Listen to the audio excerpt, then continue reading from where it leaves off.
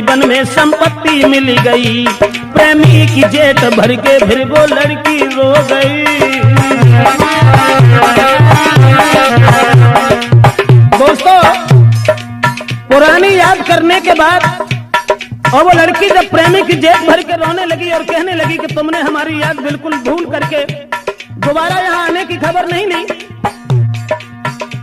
प्रेमी की जेब भर के फिर लड़की वो रो गई। प्रेमी को अपने साथ में फिर घर को ले गई। बीती कहानी और लड़का से कह रही, अब जितना प्रेम था उससे दूना हो गया। समझा के प्रेमिका को फिर वो प्रेमी कह रखा। वर्षों के बाद एक दूसरे से मिले थे। अब जितना प्रेम था उससे दूना और बढ़ गया। और लड़का ने एक बात कही कि देखो, मुरझाई हुई कली जो आज फिर खिल चुकी है, अब हम तुम्हें अपनी जिंदगी भर साथ ही देखना चाहते हैं। और मैं, तुम भेजो अपने बाप को, मैं शादी करूंगा। जब तक जीऊंगा मैं तेरे साथ रहूंगा। छोड़ते नहीं बनता है फिर भी वो छोड़ गया। विश्वास देके प्रेमिका को घर से रम गया। प्रेमी को जाते देख दिल उसका भी खो गया। बरसों से मिला था अब जुदा हो गया। लेकिन मैं तो ये सोचता हूँ भगवान, जब बिछड़ा हुआ प्रेमी मिला उसके बाद भी उस लड़की से ये कह गया कि तुम अपने बाप को भेज देना, हम तुम्हारे साथ शादी करने के लिए तैयार हैं, सब जिंदगी हम अपने साथ रखेंगे। लड़की को रोता हुआ छोड़ करके पुनः वो लड़का चला गया अपने घर के लिए। लेकिन सोचता रहता हूँ भगवान, ऐसा क्यों किया। इधर वो लड़की रोती हुई जब रह गई और सोच रही है, भगवान मेरा प्रेमी कभी, भगवान मेरा प्रेमी कभी मुझसे ना रूठे। और 2.5 अक्षर प्रेम के प्रेमी से ना छूटे।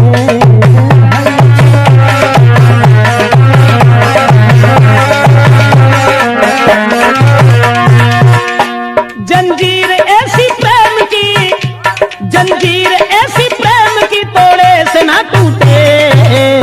रणवीर सिंह, अरे 2.5 अक्षर प्रेम के प्रेमी से ना छूटे। 2.5 अक्षर।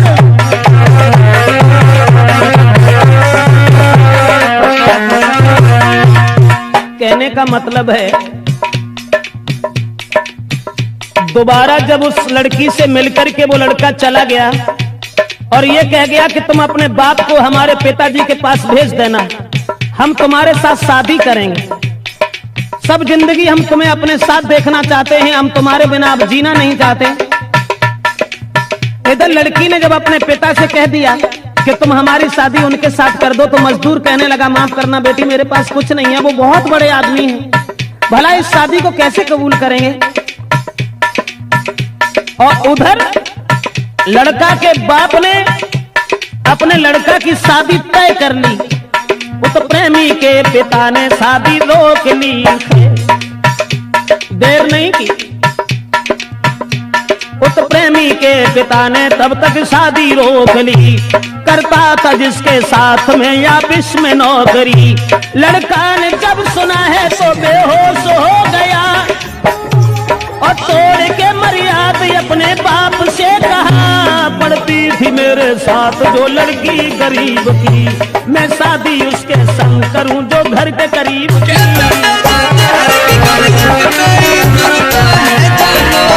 जिस समय लड़का ने ये सुना कि हमारे पिताजी ने हमारी शादी तय कर ली है, तो सारी मर्यादा का उल्लंघन करने के बाद अपने पिताजी से खुले शब्दों में ये कह दिया कि पिताजी, जो लड़की बचपन में हमारे साथ रही है, हम केवल उसी के साथ शादी करेंगे और उसके साथ शादी अगर नहीं हुई तो मैं नहीं ऐसा कभी सोचेंगे कि दूसरे के साथ शादी है। किसी और से हुई शादी तो मैं जहर खाऊंगा, जब तक जीऊंगा वादा अपना पूरा करूंगा। सोचा उधर बाप ने अब कैसे हो भला, लड़का एक ही मेरे हाथ से चला।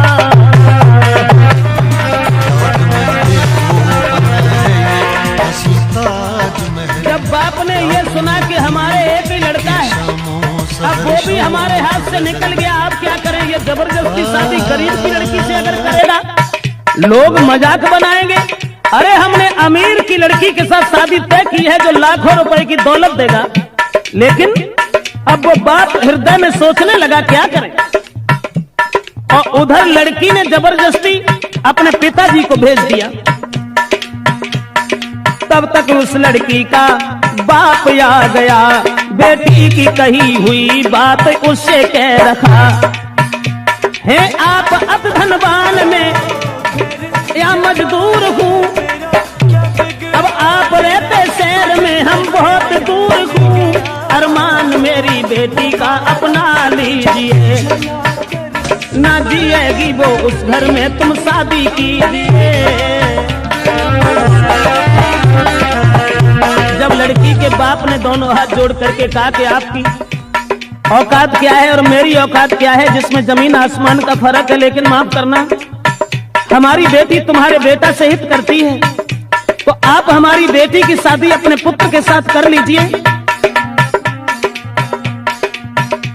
अब सुन के उसके शब्द दे डाली गालियां, क्या शादी को करके मैं बजवाऊं तालियां, गरीब होने के नाते फटकार दिया है, और तेरी बेटी वैसा उसने जादू किया है। वो लड़की बदचलन है जो धनवान फंसाती, और जिस्म बेच बेच करके मौत